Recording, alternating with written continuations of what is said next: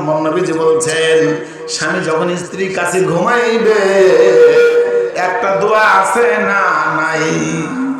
আল্লাহুম্মা ইন্নী আউযু বিকা, না বিসমিল্লাহ আল্লাহুম্মা, বলেন দেখি বিসমিল্লাহ আল্লাহুম্মা জান্নিবিশ শাইতানা ওয়া জান্নিবিশ শাইতানা মা রাযাকতানা।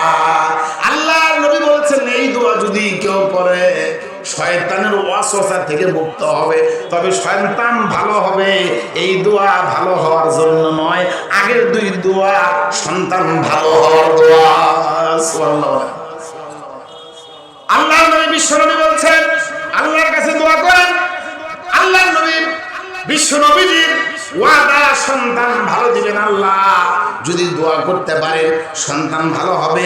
আর ওই সন্তান যদি জন্মগ্রহণ করে ওই সন্তান আপনার জীবন কোনোদিন অবাধ্য হবে না। আলহামদুলিল্লাহ। এবার সন্তান হওয়ার পরে আদর্শ সন্তান গড়ে তোলার জন্য প্রথম যে কাজ, সন্তান জন্মের পরই বাবার মার দায়িত্ব গ্রামের সবচেয়ে বড় জ্ঞানী মানুষকে, সবচেয়ে বড় আলেমকে, আলেমের পাশে নিয়ে যাওয়া।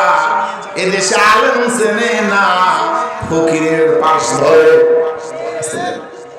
একবার শুধু কেঁদে ওঠে। আর যত তাবিজ আর যত তাবিজ গলায় ভিড়িয়ে দেয় হুজুরের কাছে নয়, ছুটে চলে ফকিরের কাছে। যত ফকিরের কাছে যাবেন তত ব্যারাম বাড়বে না কমবে। আল্লাহর নবী বলছেন একজন আলেমের কাছে নিয়ে যাও।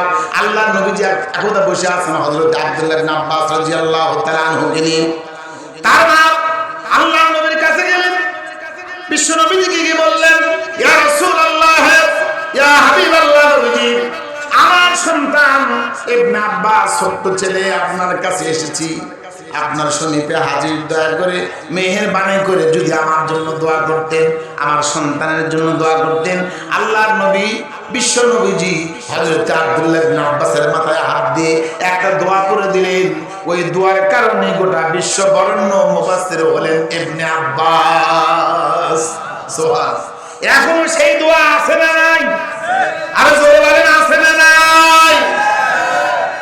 এখন ফকির তো দোয়াই জানে না, যিনি জানেন তার কাছে কখনো নিয়ে যায়।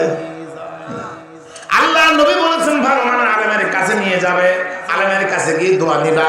আলেমের কাছে যাবেন, যাবে কেমন? আলেমকে তো দেখতেই পারে না। যারা চুপ থাকলো তারা ওই পক্ষে। আরো জোরে বলতে হবে কথা ঠিক কিনা? অধিকাংশ মানুষ দাঁড়িয়ে ডুবি বিরোধী। যতই বাহাদুরি করো, যতই নেতাগিরি করো, আল্লাহর হস্তে বৃদ্ধাশ্রমে তোমারই জায়গা হবে।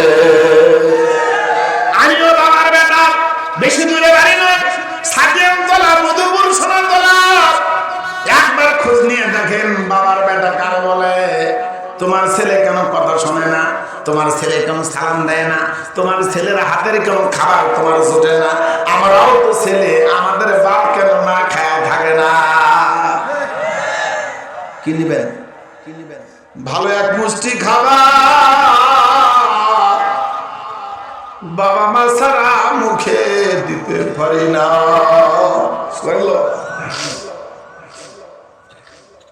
আমার ভাইরা, আল্লাহ নবী বলছেন আলেমের কাছে নিয়ে যাও। আলেমের দায়িত্ব মাথায় হাত দিয়ে দোয়া করবে, আল্লাহুম্মা ফাক্কিহু ফিদ্দীন ওয়া আল্লিমহু তা'বীল। ওয়া আল্লাহ, যে ছোট শিশুকে আমার কাছে এনেছে, আল্লাহ তোমার নবী মুহাম্মদুর রাসূলুল্লাহ সাল্লাল্লাহু আলাইহি সাল্লাম দোয়া করে ফু দিয়েছেন, আমিও সেই দোয়া বলছি, আল্লাহ দিনের বুঝ দান করে দাও তার মাথায়। সুবহান।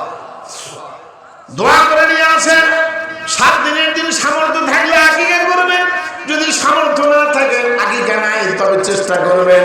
বহু জায়গায় টাকা বের হয়, কিন্তু সন্তানের আকিকায় টাকা বের হয় না। আরো অনেক কথা ছিল, সংক্ষেপে বলে নেই।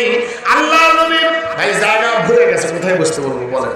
আপনারা বাম দিক থেকে একটু চেপে এসে সামনে কিছু জায়গা আছে, অনেক লোক দাঁড়িয়ে আছেন, আপনারা একটু চেপে চেপে বসবেন, ভেতরে জায়গা নেই, দুই সাইডে আসেন, দুই সাইড।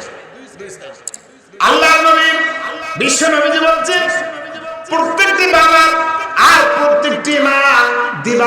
মাত্র আল্লাহর দরবারে দোয়া করবে, আয় আল্লাহ তাআলা তুমি আমার যে সন্তান দান করবা, নেক সন্তান দান করো।